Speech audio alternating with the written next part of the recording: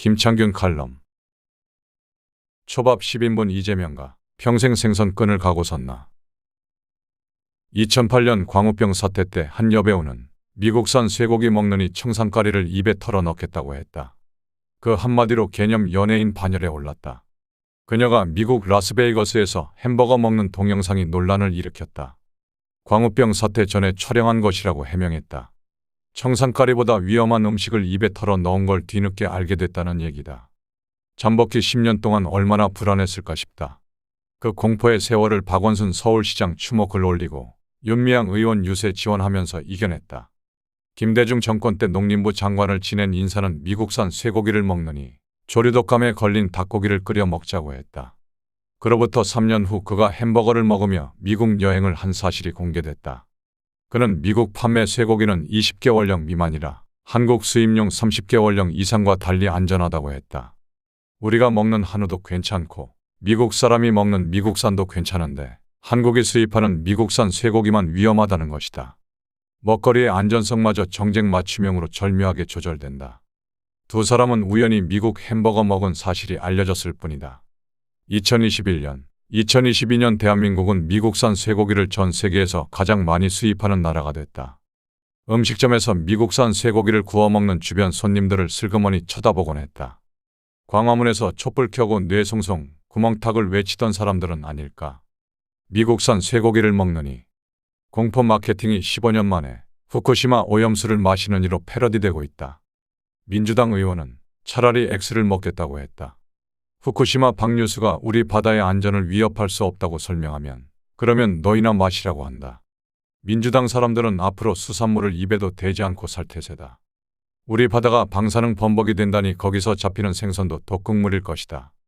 인분보다 해롭다고 했으니 못 먹는 게 당연하다. 총선 때 재미 좀 보려고 이렇게 세게 질러놨는데 그들의 수산물 금식이 언제까지 이어질지 궁금해진다. 광우병은 쇠고기 국적 따라 생사가 갈린다는 식이었다. 오염수 괴담에는 국경선도 없다. 일본산, 한국산 할 것 없이 모두 세슘 범벅이라고 민주당은 주장한다. 그래놓고 어떤 생선이라도 입에 넣는다면 자신들이 내뱉었던 말을 부정하는 꼴이다. 광우병은 동물성 사료 금지나 위험 부위 제거 같은 안전 조치가 시효 끝난 괴담을 내다 버릴 핑계를 제공했다. 후쿠시마 방류는 그런 퇴로가 없다. 민주당은 오염수를 방류해도 된다는 IAEA 판정을 깡통 보고서라고 했고 오염수를 마셔도 된다는 전문가들을 돌팔이로 몰았다. 오염수 괴담으로 재미 본 뒤 탈출할 똥아줄을 스스로 끊어버렸다. 2년 안에 해결될 문제도 아니다. 후쿠시마 오염수는 탱크 1066개에 132만 티 분량이 저장돼 있다. 일본은 30년 동안 하루에 120톤씩 나눠서 방류한다는 방침이다. 그렇게 태평양 쪽으로 흘러나간 오염수는 해류 방향을 따라 미국 알래스카, 캘리포니아, 하와이를 거치며 크게 한 바퀴 돈 후 4~5년 뒤엔 동해와 서해 쪽으로 흘러들 것으로 예측된다. 세월이 지날수록 방류량 누적치는 늘어난다. 민주당이 주장하는 한반도 해역의 방사성 물질 농도도 점차 높아질 것이다.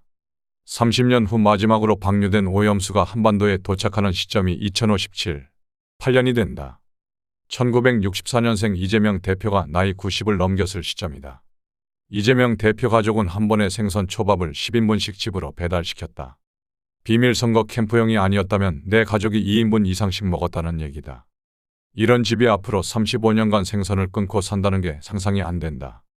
타겟책은 두 가지다. 첫째, 이재명 표 말 뒤집기다.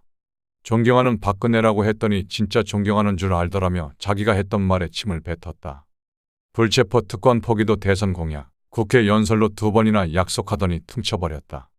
둘째, 앞에선 세슘 생선 토하는 신용하고 뒤돌아서 몰래 먹는 방법도 있다. 단식 제대로 하면 열흘 남짓이 한계라고 한다. 좌파 진영엔 수십 일씩 안 먹고도 멀쩡하게 일상으로 복귀한 투사가 수두룩하다. 민주당 국회 부의장은 일본 규탄 결의안을 통과시킨 날 일본 여행 계획을 핸드폰 문자로 주고받았다.